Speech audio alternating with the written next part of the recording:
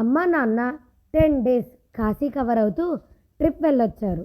అలా first time కపుల్గా కాశీకి వెళ్ళొచ్చారు కాబట్టి చేయాల్సిన పనులు కొన్ని కొన్ని ఉన్నాయని తెలుసుకున్నాము.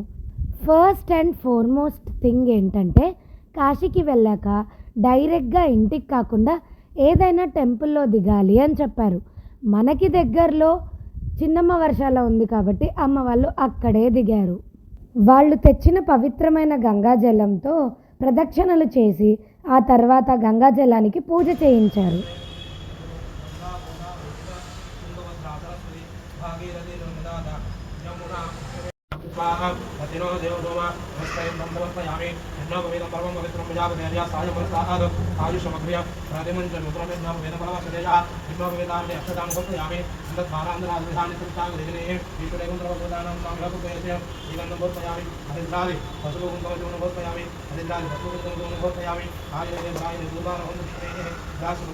చెంబుల నీళ్లు బాటిల్ నీళ్లు వేరే వేరే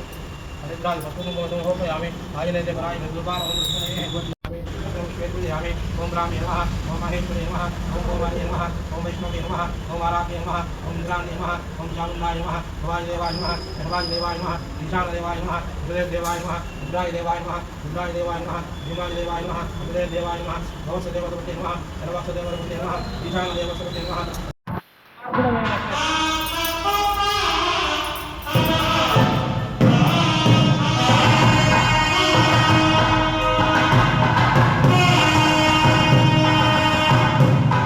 పూజ అయిపోయాక వాళ్ళు అన్ని పుణ్యక్షేత్రాలు క్షేమంగా తిరిగి వచ్చారు కాబట్టి వాళ్లకు చిన్న సత్కారం చేశాము.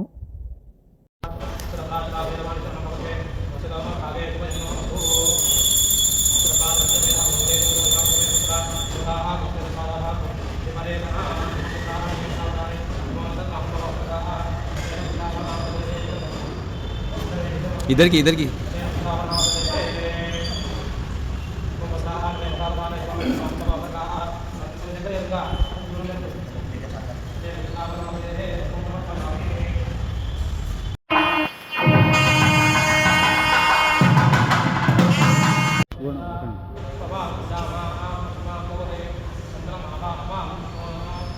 ఇలా ఏ చిన్న ఒకేషన్ అయినా ఫ్యామిలీ నలుగురం కలిసి చేసుకుంటే అందులో ఉండే ఫుల్ఫిల్మెంటే చాలా డిఫరెంట్ లెవెల్.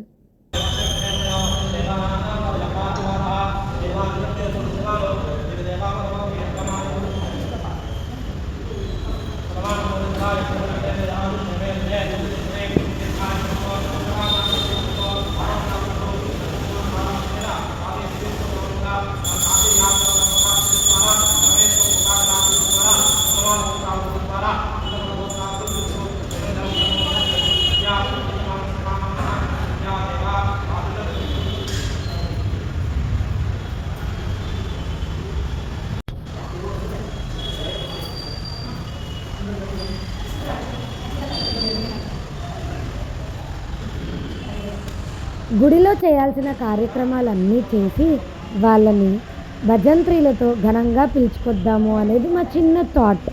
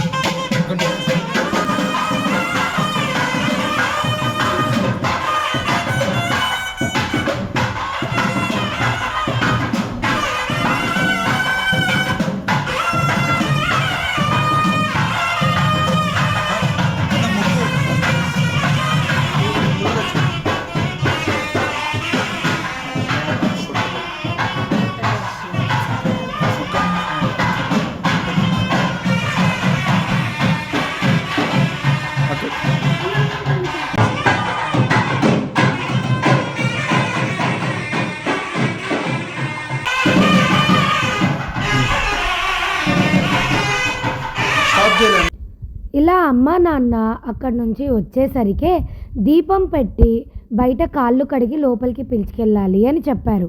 ఇలా ఎందుకు చేయాలి అంటే నా దగ్గర ఉన్న ఆన్సర్, వాళ్ళు చాలా పుణ్యక్షేత్రాలు క్షేమంగా తిరిగి వచ్చారు అండ్ అలాగే మనం వెళ్ళగలుగుతామో లేదో తెలియదు కాబట్టి వాళ్ళ కాళ్ళను కడిగి నెత్తిన నీళ్లు చల్లుకుంటే మనకు కూడా కొంచెం పుణ్యం వస్తుందని నమ్మకం.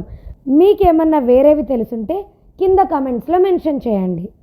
అందుకే తమ్ముడు నేను అమ్మా నాన్నల్ని శివపార్వతుల్లా భావించి కాళ్ళు కడిగాము.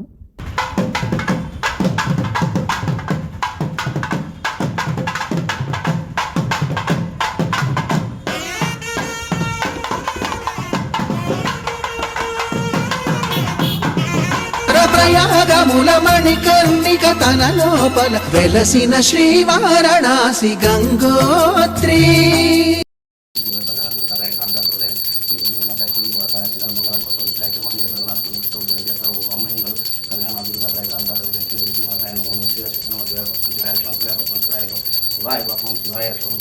ఇంట్లో కూడా హారతి ఇచ్చేసి ఇలా మా ఈ చిన్ని కార్యక్రమాన్ని సక్సెస్ఫుల్గా కంప్లీట్ చేసుకున్నాం.